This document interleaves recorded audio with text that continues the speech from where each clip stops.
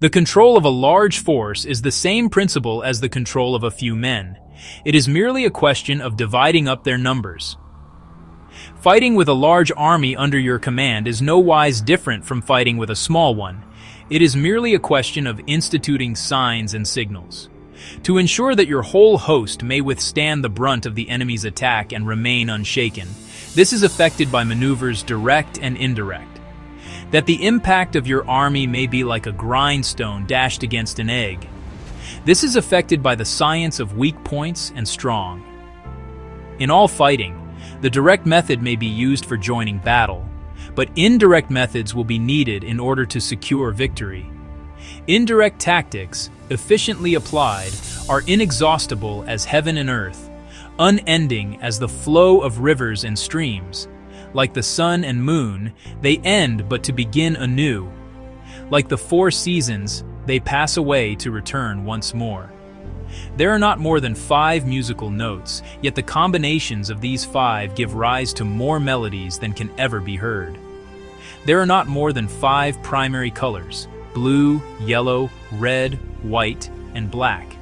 Yet in combination, they produce more hues than can ever be seen. There are not more than 5 cardinal tastes: sour, acrid, salt, sweet, bitter. Yet combinations of them yield more flavors than can ever be tasted. In battle, there are not more than 2 methods of attack: the direct and the indirect. Yet these two in combination give rise to an endless series of maneuvers. The direct and the indirect lead on to each other in turn. It is like moving in a circle. You never come to an end. Who can exhaust the possibilities of their combination? The onset of troops is like the rush of a torrent which will even roll stones along in its course. The quality of decision is like the well-timed swoop of a falcon, which enables it to strike and destroy its victim. Therefore, the good fighter will be terrible in his onset and prompt in his decision. Energy may be likened to the bending of a crossbow, decision to the releasing of a trigger. Amid the turmoil and tumult of battle, there may be seeming disorder and yet no real disorder at all. Amid confusion and chaos, your array may be without head or tail, yet it will be proof against defeat. Simulated disorder postulates perfect discipline. Simulated fear postulates courage. Simulated weakness postulates strength. Hiding order beneath the cloak of disorder is simply a question of subdivision.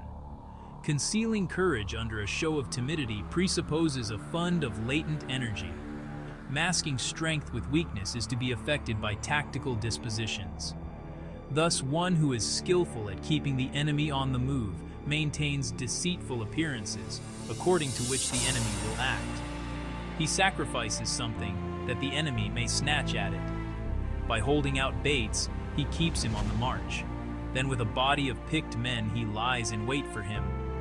The clever combatant looks to the effect of combined energy and does not require too much from individuals.